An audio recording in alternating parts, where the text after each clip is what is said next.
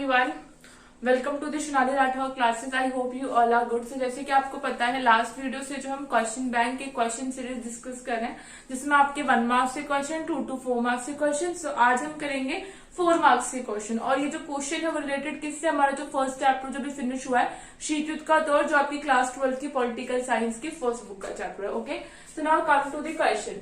तो शीत युद्ध को बढ़ावा देने में इसमें से कुछ 3 to 4 क्वेश्चन जो बेटे आपके वो 2 to 4 मार्क्स वाले, और ये जो 5 से स्टार्टिंग है, यस शीत युद्ध भारत की कूटनीतिक नीति को अनियमित, हाँ ये जो 5 नंबर से जो स्टार्टिंग है, यहाँ से 6 मार्क्स से क्वेश्चन की स्टार्टिंग है।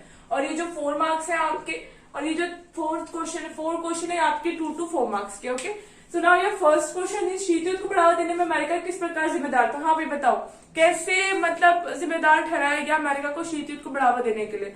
तो पहला रीजन, ठीक है, तो पहले थोड़ा इसको एक्सप्लेन करके चलोगे, लेट बिट एक्सप्लेन। ओके, कि शीत युद्ध क्या होता है, ठीक है। अमेरिका जो है शीत युद्ध के दौरान एक महाशक्ति अमेरिका थी, दूसरी सोवियत संघ थी। देन आप उस पे आओगे टॉपिक पे, ठीक है। सपोज आपका क्वेश्चन 4 मार्क्स डिवीजन है, वो 2-2 हो या 3-4 हो, थोड़ा एक्सप्लेन करके और देन अपने पॉइंट्स पे आइए, ठीक है। तो जैसे अब क्या ये था कि शीत युद्ध को बढ़ावा देने में अमेरिका किस प्रकार जिम्मेदार था। तो शीत युद्ध क्या था, अमेरिका जो है शीत युद्ध में एक महाशक्ति के रूप में था, दूसरी महाशक्ति सोवियत संघ थी, तो अमेरिका जिम्मेवार। अब वहां से अपना पॉइंट स्टार्ट करिए कि शीत युद्ध को बढ़ावा देने में अमेरिका निम्नलिखित प्रकार से जिम्मेदार था। पहला रीजन, अपनी नीति को बढ़ाना, ठीक है, अपने विचार का फैलाव, ठीक है, और जो शक्तियां हैं उनको बढ़ावा देना, ठीक है, अपना प्रभुत्व जमाना। तो एटलीस्ट 3 to 4 पॉइंट्स आप इसको कवर करके फिर वो जो पॉइंट्स है उनके जो है पॉइंट्स बना के फिर उनको पॉइंट्स को थोड़ा थोड़ा एक्सप्लेन करके देन लास्ट में आप ये लिख दीजिए कि इस प्रकार से शीत युद्ध को बढ़ावा देने में अमेरिका जिम्मेदार था। तो एक प्रॉपर क्वेश्चन की एंडिंग हो जाएगी, स्टार्टिंग से लेके एंडिंग प्रॉपर स्लाइड वे में होगी। कहीं पे ऊपर ज्यादा या ये नहीं लगेगा, कहीं आपने ज्यादा लिख दिया, कहीं आपने कम लिख दिया। तो ऐसा आप 4 मार्क्स में भी कर सकते हो, 6 मार्क्स में भी कर सकते हो, डिपेंड करता है कि आपकी स्पीड क्या है और आप अपना टाइम मैनेजमेंट क्या कर रहे हो। Okay, so now come to the question number 2। भारत द्वारा गुटनिरपेक्ष नीति अपनाने के क्या कारण थे भाई, क्या कारण थे, ठीक है।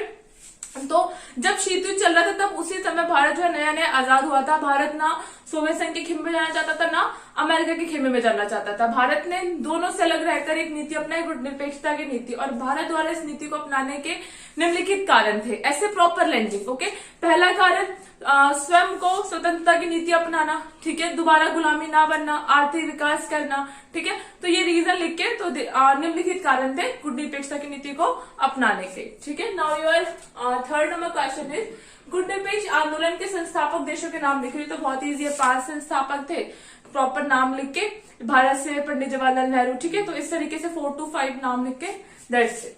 Now question number 4 is Bharat की गुटनिरपेक्षता की नीति को अनियमित व सिद्धांतहीन कहा गया। ध्यान से सुनना है वाला क्वेश्चन कि भारत की गुटनिरपेक्षता की नीति को अनियमित और सिद्धांतहीन कहा गया। क्या आप इस विचार से सहमत है, और सहमत है तो क्यों।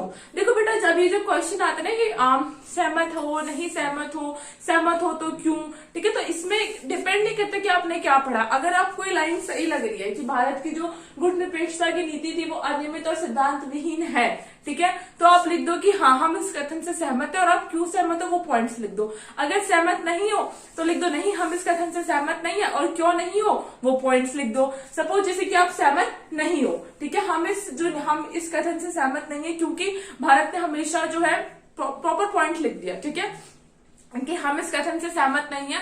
पहला रीजन जो है मतलब हर टॉपिक पे अपना डिसीजन देना, ठीक है, प्रत्येक मुद्दों पर, ठीक है, प्रत्येक मुद्दों पर अपनी राय रखना, ठीक है, और शीत युद्ध को कम करना, शीत युद्ध का जो प्रसार था उसको कम करना। तो इस तरीके से आप अगर सहमत हो तो लेट बी एक्सप्लेन, नहीं सहमत हो लेट बी एक्सप्लेन। ओके, तो ये क्वेश्चन ऐसे अटेम्प्ट करने होते हैं आपको। इस क्वेश्चन में जो मार्क्स होते हैं वो फ्री के मार्क्स होते हैं, इसमें कुछ रट्टाफिकेशन, कुछ लर्निंग कुछ नहीं होता। ओके, 5th क्वेश्चन, हाँ अब यहाँ से हमारे 6 मार्क्स के क्वेश्चन की स्टार्टिंग होती है।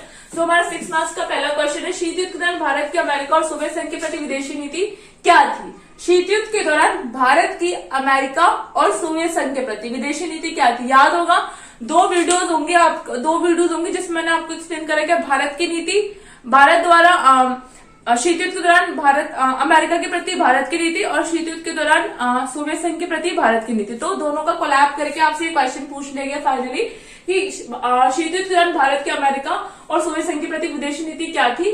क्या आप मानते हैं कि इस नीति ने भारत के हितों को आगे बढ़ाया। Very easy question. शीत युद्ध को आप पहले लिखोगे आंसर्स, देन उसको लिखोगे शीत युद्ध के दौरान अमेरिका के प्रति भारत की नीति। दैट्स इट, पॉइंट्स में लिखो कि मतलब पहले जो थे वो संबंधों का अच्छा ना होना। जब पाकिस्तान को अमेरिका ने सपोर्ट किया तब अमेरिका और भारत के संबंध उतने अच्छे नहीं रहे, ठीक है। बट बाद में जब अमेरिका ने हमारी हेल्प करी तो थोड़े बहुत संबंध अच्छे हुए। और आज के टाइम पे भी मतलब दोनों देशों के जब वहां के राष्ट्रपति हमारे प्रधानमंत्री मिलते जुलते हैं, डिस्कशन करते हैं। तो इम्पोर्टेंट इज दिस कि आपको कितना लर्न है। अगर आपको पिछला लर्न है तो पिछले के बेसिस पे आंसर लिख दो। अगर आपको लेटेस्ट कुछ न्यूज पता है अमेरिका और हमारे बारे में, मतलब भारत के बारे में, तो आप उसको भी लगा सकते हो, उसके अंदर कोई इशू नहीं है। देन उसके बाद विदेशी नीति, सोवियत संघ के प्रति भारत की विदेशी नीति, ठीक है। तो उसको 20 में से समझौता होता रहा दोनों के बीच में, ठीक है। और जो अब जो है सोवियत संघ की जगह रूस ने लिया तो रूस से भी हमारे संबंध बहुत ज्यादा अच्छी तकनीकी हेल्प मिलती है, ठीक है। और जो है उसने मतलब बहुत ज्यादा हमें सपोर्ट करता है, हमें मतलब एक मैंने आपको बताया था वीडियो में जो हमारी नीति थी सोवियत संघ के प्रति, उसमें उसने हमें शांति वाला महाद्वीप की संज्ञा दी है कि हम लड़ाई झगड़े कम करते हैं, लाइक दिस तरीके से। तो आपका ये प्रॉपर क्वेश्चन यहाँ खत्म। यहाँ से नेक्स्ट क्वेश्चन स्टार्ट है कि क्या आप मानते हैं कि इस नीति ने भारत के हितों को आगे बढ़ाया? तो हाँ, हम मानते हैं कि इस नीति ने भारत के हितों को आगे बढ़ाया, क्योंकि इस नीति के तहत भारत ने जो है अपने संबंध दोनों से अच्छे करे और जहां से हो सका उसको हर तरीके से हेल्प मिल सके, चाहे वो आर्थिक हो, राजनीतिक हो या तकनीकी हो, जिस भी पर्पज से, ठीक है। सो ये हो गया आपका 6 मार्क्स का क्वेश्चन। नाउ आपका 6 नंबर का क्वेश्चन है, गुट निरपेक्ष आंदोलन अब अप्रासंगिक हो गया है। ये क्वेश्चन मोस्ट इंपॉर्टेंट है, कितनी बार देखने को मिल गया, और आपका एनसीईआरटी का भी है, आई थिंक सो। हाँ, ये क्वेश्चन एनसीईआरटी का है and this is also NCERT, okay, भी एनसीईआरटी का क्वेश्चन है।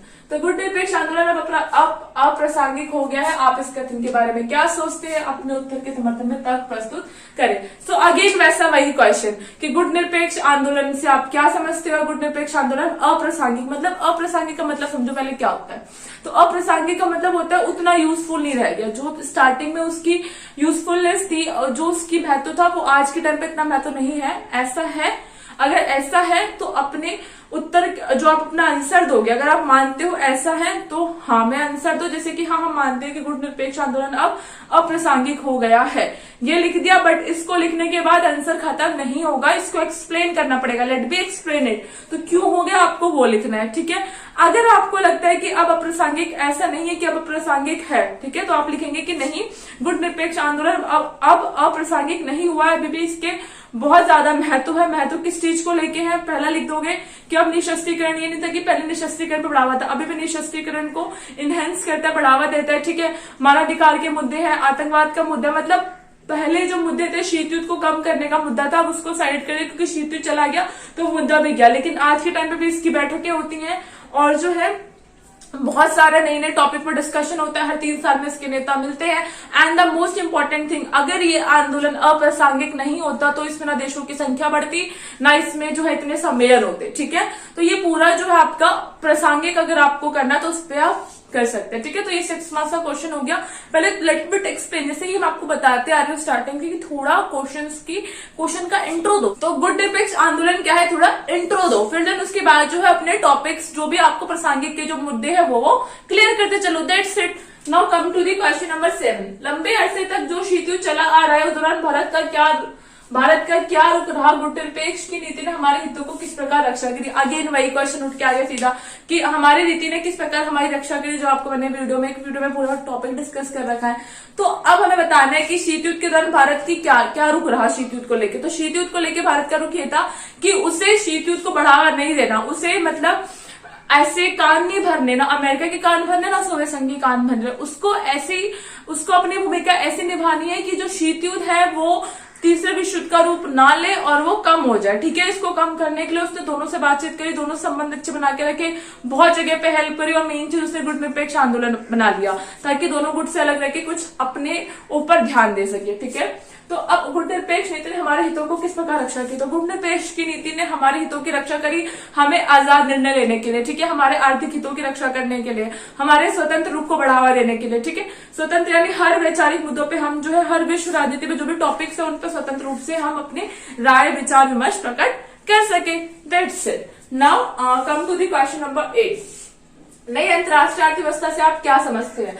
बेसिकली नियो क्या है? तो 1970 के दशक में, ठीक है, 70 या 60 का दशक, सॉरी 1960 के दशक में अल्पविकसित देशों द्वारा जो है गुटनिरपेक्ष आंदोलन से हटकर थोड़ा आर्थिक विकास पर ध्यान दिया गया और इस आर्थिक विकास को बढ़ावा देने के लिए एक नई व्यवस्था की मांग की गई, जिसको नई अंतर्राष्ट्रीय आर्थिक व्यवस्था की संज्ञा दी गई। और इसकी मांग को संयुक्त राष्ट्र संघ द्वारा एक प्रस्ताव अंकटेड की रिपोर्ट 1972 में पेश की गई, जिसके तहत आगे बढ़ाया गया। और इस नीति के तहत क्या क्या पॉइंट्स रखे गए, जो 4 पॉइंट्स मैंने आपको समझाए थे उसको इसमें मेंशन करके कि मतलब प्रकृति संसाधनों का वो यूज वही करेंगे, विकसित देश अल्पविकसित देश या विकासशील देशों के प्रकृति संसाधनों का यूज नहीं करेंगे, और जो विकसित देश है उनको अपना बाजार देंगे, मतलब जो हमारे अल्पविकसित विकासशील देश हमें अपना बाजार देंगे, ठीक है। तो ये जो भी 3 से 4 पॉइंट है इसको एक्सप्लेन कर रहे हैं इन्होंने, किस तरीके से ये न्यू जो है अल्पविकसित देश और विकासशील देशों के लिए आर्थिक सहायता बनकर उभरा। तो पूरा 6 मार्क्स का क्वेश्चन है, तो इट मीन्स कि आपको एक एक पॉइंट अच्छे से एक्सप्लेन करना with intro. Okay, now come to the question number 9। तटस्थता व गुटनिरपेक्षता में अंतर स्पष्ट कीजिए, गुटनिरपेक्ष आंदोलन में भारत की भूमिका बताइए। तो ये क्वेश्चन आपसे अगेन एंड अगेन रिपीट होगा, अगेन अगेन। तटस्थता मतलब गुटनिरपेक्ष भारत की भूमिका, गुटनिरपेक्ष की प्रासंगिकता, सब कुछ वही है, कुछ डिफिकल्टीज नहीं है, ठीक है। क्वेश्चंस को अच्छे से पढ़ के समझने की टेक्निक होती है कि आप क्वेश्चंस को कैसे समझ रहे हो, ठीक है। जल्दीबाजी में, हड़बड़ी में सारे आंसर्स गलत हो जाते हैं। तो ये रिक्वेस्ट है, जब भी क्वेश्चन कोई भी पेपर अटेम्प्ट करो उसको पहले क्वेश्चंस को रीड करो, क्वेश्चन आपसे क्या रहा है, पूछ क्या रहा है, ठीक है। तो जैसे वाला क्वेश्चन आपका तटस्थता व गुटनिरपेक्षता में अंतर स्पष्ट कीजिए, कि भाई तटस्थता और गुटनिरपेक्षता में अंतर स्पष्ट कीजिए। बना दिया बॉक्स, लिख दिया तटस्थता गुटनिरपेक्षता। तटस्थता वैचारिक मुद्दों पर, ठीक है, वैचारिक मुद्दों से हटने की नीति, ठीक है, वैचारिक मुद्दों से अलगाव की नीति। गुटनिरपेक्षता वैचारिक मुद्दों को सपोर्ट करने की नीति, ठीक है। जो वैचारिक मुद्दे हैं, जो कोई भी विश्व राजनीति के मुद्दे, ठीक है, कोई भी मुद्दों पर। नाउ तटस्थता का अर्थ, पहले तटस्थता का अर्थ लिख दिया, गुटनिरपेक्षता का अर्थ लिख दिया। मतलब जैसे भी आपको डिफरेंशिएट करना है, कोई भी टॉपिक लेना है, इसके अलावा अगर आपका मन है ऐसे ऐसे भी ना करके 3 कॉलम बनाओ। नॉर्मली मैं आपको दिखाती हूँ, सी ये 3 कॉलम बनाओ। यहाँ पे लिख दो गुटनिरपेक्षता, ठीक है, यहाँ पे लिख दो तटस्थता, और यहाँ पे अंतर किस बेसिस पे कर रहे हो, पहले जो है इसके अर्थ के बेसिस पे। तो तटस्थता का अर्थ है अलग रहना, ठीक है। इसका अर्थ अलग रहना नहीं होता, तो इसको लिख दो हर मुद्दे में सम्मिलित होना, ठीक है, इस तरीके से सम्मिलित। थोड़ा छोटा बॉक्स हो गया, आई होप यू अंडरस्टैंड। सम्मिलित होना, पहला कर दिया डिफरेंस, सेकंड डिफरेंस कर दो नीति के आधार पर, ठीक है। विश्व राजनीति के मुद्दे से अलग रहने की नीति, अलग रहने समथिंग कुछ ऐसा, ठीक है, अलग रहने की नीति। गुटनिरपेक्षता में लिख दो कि विश्व राजनीति के मुद्दों में सम्मिलित होने की नीति। तो ये 3 कॉलम बना के भी कर सकते हो इसको, ठीक है। अंतर के मुद्दे, तटस्थता, गुटनिरपेक्षता, दैट्स इट, ये खत्म। नेक्स्ट आपसे बोलता है फिर इसके बाद कि गुटनिरपेक्ष आंदोलन भारत की भूमिका बताइए। तो भारत जो है बढ़ावा भारत ने दिया है, ठीक है, प्रस्ताव भारत लेके आया था, सब कुछ तो भारत का स्टार्टिंग से लेके एंड तक, तो उसको कर देना explain, that's it. Now come to the question number 10। गुटनिरपेक्ष आंदोलन से आप क्या समझते हैं, इसकी प्रकृति और सिद्धांतों का वर्णन करें। बहुत इजी है, जो आपने प्रासंगिकता वाले में किया था वही क्वेश्चन पूछ लिया आपसे घुमा के कि गुटनिरपेक्ष आंदोलन से आप क्या समझते हो। गुटनिरपेक्ष आंदोलन का अर्थ लिख दिया पहले, ऐसा आंदोलन। गुटनिरपेक्ष का अर्थ है किसी भी गुट में सम्मिलित ना होकर अपनी स्वयं की नीति को गुटनिरपेक्ष कहा गया, ठीक है। और इसके अलावा इसमें कुछ शिखर सम्मेलन A to Z, मैंने इनफेक्ट आपको एक चार्ट भी बनवाया था कि मतलब कितने जो है इसके सम्मेलन हो चुके हैं अभी तक, तो आप उनको भी लिख सकते हो, इसमें कोई इश्यूज नहीं है। अभी तक जितना भी डाटा है रिलेटेड टू दिस सम्मेलन एंड कितने जो देश इसमें आ चुके हैं वो सब लिख सकते हो, कोई इशू नहीं है, ठीक है। इसकी प्रकृति और सिद्धांत, प्रकृति वही लिख दो कि मतलब कैसी रही है इसकी प्रकृति, कि किसका भी पक्ष नहीं लेना, ठीक है, विश्व राजनीति के मुद्दों पर स्वतंत्र रूप से निर्णय लेना, ठीक है, अल्पविकसित देशों पर ध्यान देना। इसके सिद्धांत क्या रहा है, निशस्त्रीकरण को बढ़ावा, ठीक है, युद्ध का जो टॉपिक है, युद्ध के पहलू से दूर रहना, ठीक है, आतंकवाद पे ध्यान देना कि आतंकवाद ना हो, तो मतलब ये सब कुछ। Okay, now come to the next question, question number 11। बहुत इजी क्वेश्चन, जिसको आप 6 नंबर पर ट्राई करके चाहोगे लिख पाओ, बट लिख नहीं पाओगे, ठीक है, बट कर सकते तो हो जाएगा। देखते हैं शीतयुद्ध से आप क्या समझते हैं, क्या करोगे 6 नंबर में। अब शीतयुद्ध से पहले शीतयुद्ध एक्सप्लेन कर दो, अब क्या करोगे, कुछ नहीं करना। शीतयुद्ध से क्या समझते हैं, शीतयुद्ध ऐसा युद्ध, ठंडा युद्ध रक्त रंजित युद्ध का ना होना ही शीत युद्ध है, जहां पे या फिर ये भी लिख दो इसके नीचे एक डेफिनेशन और डाल दो। फिर किस तरीके से शीत युद्ध में 2 देश शामिल थे, अमेरिका इसको सपोर्ट करता था, सोवियत इसको सपोर्ट करता था, क्यूबा मिसाइल संकट भी आप थोड़ा सा डाल सकते हो। ठीक है, शीत युद्ध के कारण क्या क्या थे कि मतलब अपने विचारधारा को बढ़ावा देना, हथियारों की होड़ हो गई थी इसमें। ठीक है, शीत युद्ध का कैसा मतलब तनाव क्या था शीत युद्ध के दौरान। ठीक है, शीत युद्ध को किस तरीके से कम करने की कोशिश की गई, क्या क्या संकट हुए, तो मतलब पूरा शीत युद्ध एक्सप्लेन कर सकते हो, जो मैंने आपको प्रीवियस जो वीडियोस हैं उनमें मैंने बाय टॉपिक आपको समझाया है। हो गया सिंपल। नाउ क्वेश्चन नंबर 12, पश्चिमी गुट के अनुसार रूस किस प्रकार शीत युद्ध के लिए जिम्मेदार था। तो यहाँ पे अब थोड़ा इंटरेस्टिंग क्वेश्चन आता है कि पश्चिमी गुट के अनुसार रूस किस प्रकार शीत युद्ध के लिए जिम्मेदार था। कुछ नहीं सोचना, सोचो कि तुम अमेरिका हो, तुम्हें सामने वाला सोवियत संघ है और तुम्हें बताना कि वो इस गलती के लिए क्यों जिम्मेदार था।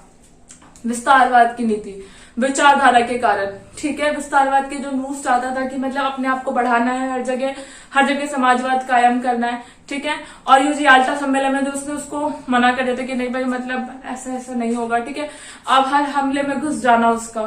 ठीक है, इसके अलावा जो है अपनी जो पावर का जो है मतलब जो उसको सही तरह से पावर मिली थी उसका यूज सिर्फ और सिर्फ अपने जो है फायदे के लिए करना और मुद्दों पर ना कर मतलब मना करके उसका गलत फायदा उठाना। ठीक है, तो ये सब कुछ जो आपको लगता है क्या क्या करा है सोवियत संघ ने, वो इसका उल्टा क्वेश्चन एक और बना दिया उसने कि अब ये बताओ कि रूस के अकॉर्डिंग अमेरिका किस प्रकार जिम्मेदार था।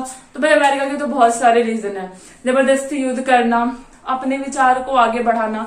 ठीक है, तो A to Z चीजें जो है इसको अमेरिका को थोड़ा बहुत लिटिल बिट अमेरिका एक्सप्लेन करके और वो सब चीजें एक्सप्लेन करना। तो क्वेश्चंस अपने आप में बच्चे क्वेश्चंस कोई भी डिफरेंट नहीं होता, क्वेश्चंस कोई भी अलग नहीं होता। एक क्वेश्चन को 6 तरीके से आपके सामने जो है लैंग्वेज बाय लैंग्वेज चेंज करके आपके सामने प्रेजेंट किया जाए। डिपेंड करता है कि आप उस क्वेश्चन को समझ कैसे रहे हो। एग्जाम्पल देख लो आप अभी जो आपके वाला क्वेश्चन था, कहाँ गया, गुण निरपेक्ष आंदोलन से आप क्या समझते हैं, इसकी प्रगति एवं सिद्धांतों का वर्णन करें। ठीक है, अब ये वाला क्वेश्चन हो गया।